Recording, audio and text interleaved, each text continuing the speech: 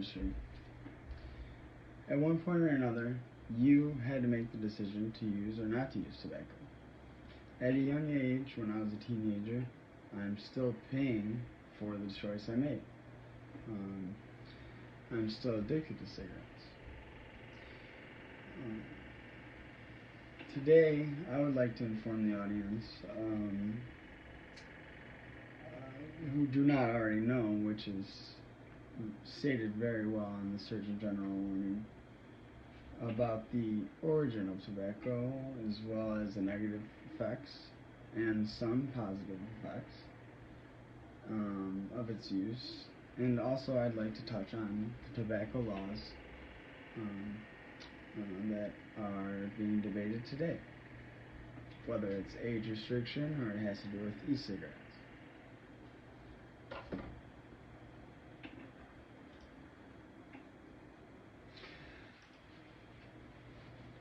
Um, so the origin of tobacco. Um, it was introduced to early Europeans, specifically the Spaniards. At first, they had no use for it. It was not edible, and they were making voyages back to Europe, so most of it was tossed overboard. And it was given as gifts from the Native Americans. Um, when they did find a substantial use for it, it became a commodity, and they started producing it commercially in Americas. Um,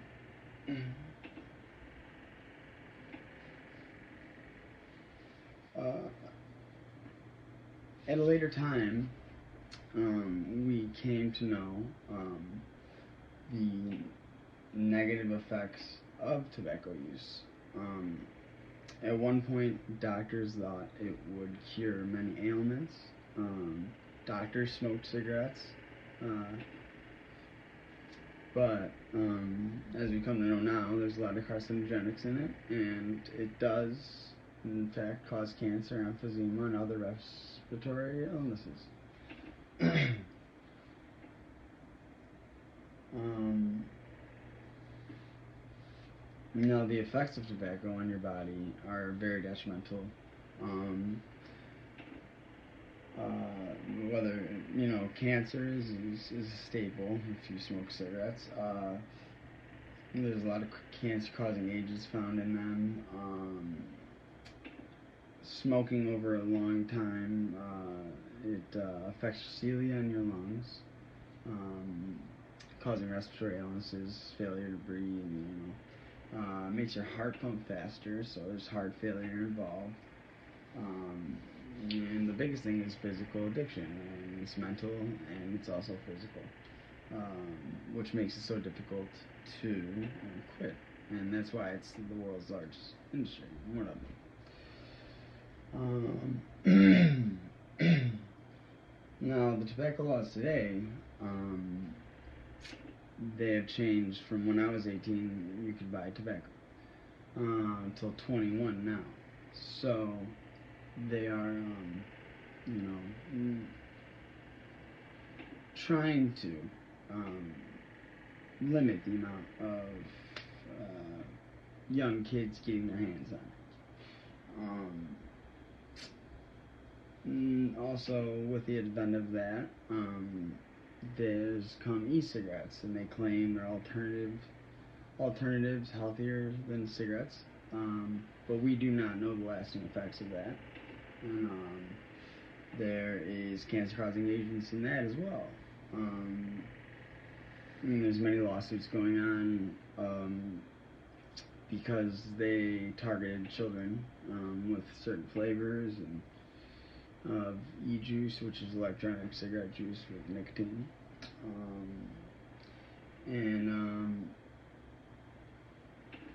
yeah, and now they're debating what chemicals the FDA will allow companies to add to their cigarettes, or chewing tobacco, or snuff, um, and and there's a lot of debate over that. because it kills people. It's one of the most, it's the leading cause of preventable disease in the United States. Um, um, um,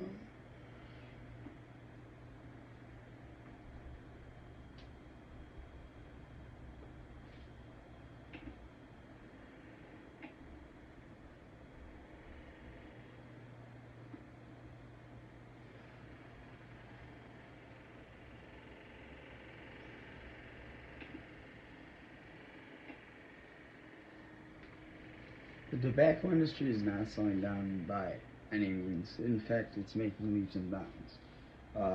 With the advent of electronic cigarettes, people believe that it's healthier for you, and people pick it up. The same people that wouldn't smoke cigarettes would pick that up. Now they're addicted to nicotine. Um, um, and even when you try to quit, the alternatives are derivatives of the tobacco plant. So you get nicotine gum to quit, nicotine patches. That gives them the opportunity to even target non-smokers to get them addicted to their product.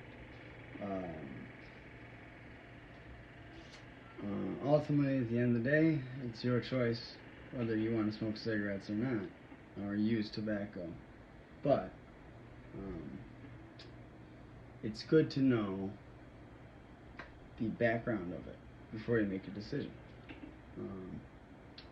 Because even though without DARE classes, I know we had DARE classes when we were in school, it actually increased the numbers. So it's really a self-decision when it comes down to it. But that would be the origin of tobacco, the cause and the effects, and the laws that to this date stand.